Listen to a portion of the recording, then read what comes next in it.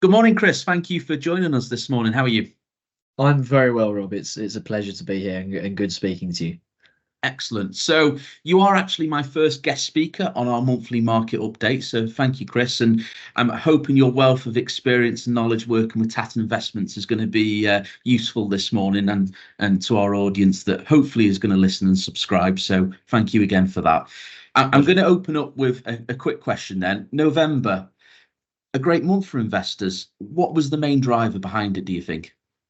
So the main focus from what we've seen as an investment committee is pretty much an expectation that interest rates, the peak interest rates have been, and maybe we're going into a market environment into next year where interest rates could be cut. So markets said, brilliant, we've seen the worst of interest rates. We might still have a few more months, but ultimately peak interest rates found and inflation is coming down. Inflation levels are getting lower and lower from the peaks that we saw in 2022 into 2020, beginning of 2023. The double digit levels of inflation, they've been and gone. We're now into a more normal environment, so optimism and actually expectations that we haven't got as bad of an economic environment as was previously expected.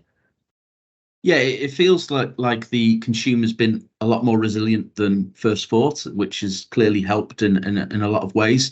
Do you think there's enough momentum in the system to carry us through December and into the new year, or do you think there could be some hurdles still left in the system? Crucial to the resilience of the economy over the last 9 to 10 months has been the fact that consumers really have been able to utilize savings plus get the benefits of wage inflation coming through.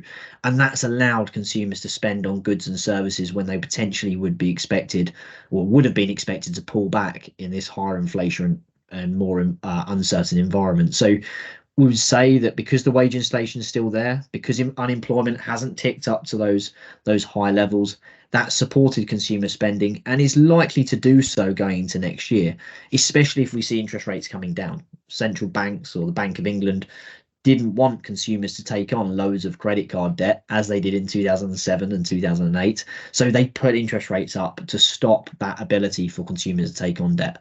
We're now in an environment where they're more comfortable. We could see those interest rate cuts, as I've just mentioned.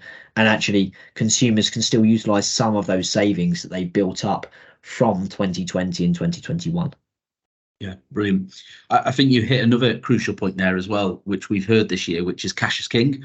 And clearly, when interest rates have been getting higher and we've been earning more from our deposit savings, it's made investors think, well, why take the gamble, why take the risk? Let's keep it safe and let's keep it on deposit and earn good rates.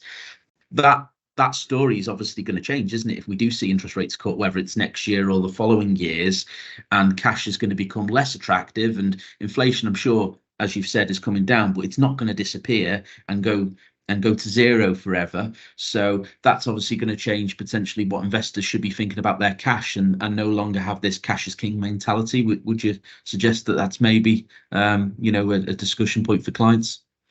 Yeah, most definitely. One of the things that we looked at as an investment team is the Bank of England base rate and where consumer price inflation's been.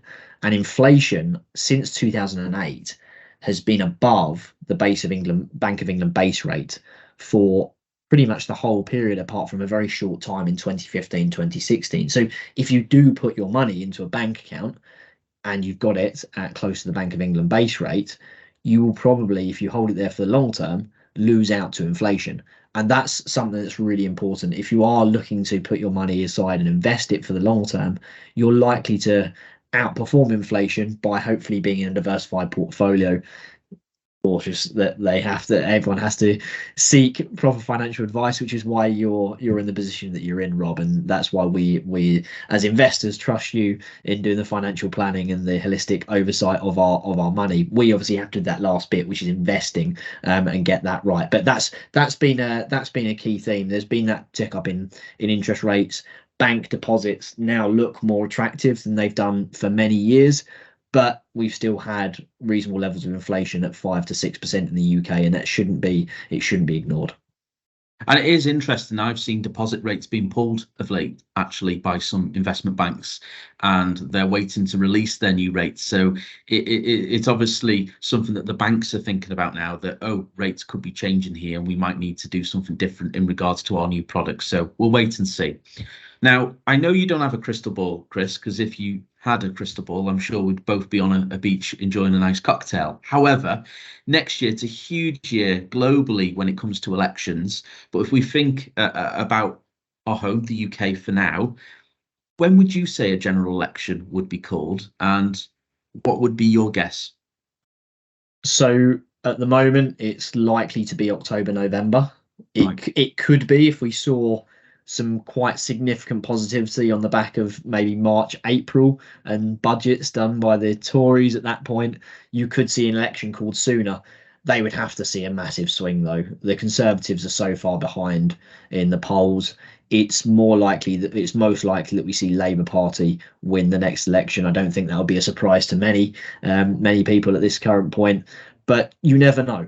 And that we haven't seen too much from the Labour Party in terms of their goals and aspirations for driving this economy forward, or driving the economy out of the difficulty that we've had over the last couple of years, although it's not been too difficult, but some would say. Therefore, at the moment, likely Labour win. Whatever happens, though, whatever party wins, there will be a point in 2025 where we'll see changing fiscal regime and more austerity, because it's likely in the year ahead of election, you're going to see fiscal easing, supportive of the economy, maybe tax cuts coming through. That's been hinted at in the recent autumn statements, but we probably will get more on that within March and April next year. Yeah, that was going to be a follow-up question, actually, is if we're expecting an election next year, could we see more in the spring budget in terms of giveaways? And I think you just answered that there, that, yeah, possibly.